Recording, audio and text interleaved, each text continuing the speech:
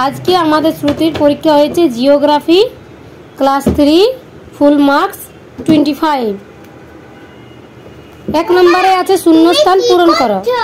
ঠিক আছে, বলো প্রশ্নের উত্তর দাও। তোমার প্রশ্নগুলোর উত্তর ধরবো, বসে থাকো। কতগুলো পেরেছো আমাকে দেখতে হবে তো। প্রথম নম্বরে আছে শূন্যস্থান পূরণ করো। ক নম্বরে আছে ভূগোল কথাটির অর্থ কি? দেশ। গোলাকার পৃথিবী। খ নম্বরে পৃথিবীর আকার খানিকটা দেশ। খানিকটা কমলা লেবুর মতো। গ নম্বরে আছে পৃথিবীর জন্ম হয়েছে দেশ থেকে। পৃথিবীর জন্ম হয়েছে সূর্য থেকে। ঘ নম্বরে আকাশ হলো এক দেশ। আকাশ হলো একটি ফাঁকা স্থান।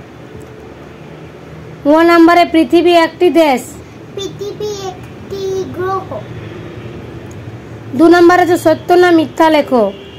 ক নম্বরে পরিবেশকে জানতে হলে ভূগোল পড়তে হয়। সত্য। খ নম্বরে পৃথিবী সৃষ্টি হয়েছে সূর্য থেকে। সত্য। গ নম্বরে পৃথিবীর প্রথম প্রাণ সৃষ্টি হয়েছিল জলে। মিথ্যা। হ্যাঁ, মিথ্যা। সূর্যের চারদিকে শুধু গ্রহগুলি ঘোরে।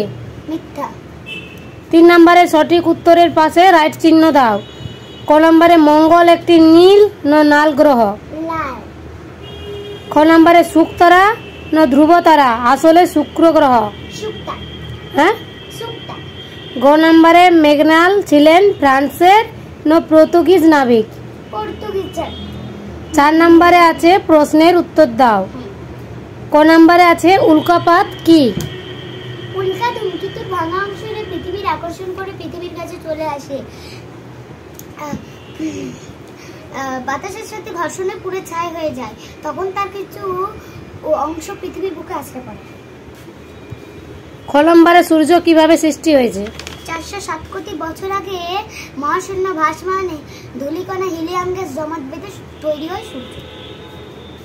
5 নম্বরে আছে এক কথায় উত্তর দাও। ক নম্বরে আছে বামন গ্রহ কাকে বলে? বামন গ্রহ প্লুটোকে বলে।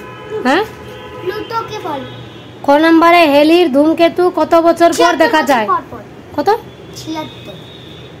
সৌরজগতের সবচেয়ে বড় গ্রহের নাম কি? বড় গ্রহ বৃহস্পতি।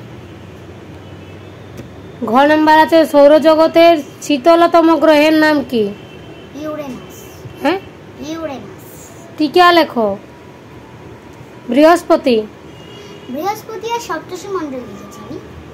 বলো। বৃহস্পতি সৌরজগতের সবচেয়ে বড় গ্রহ। সূর্যের থেকে দূরত্ব 77.8 কোটি কিমি। এর নিজের চারিদিকে ঘোরে 9 ঘন্টা 50 মিনিটে।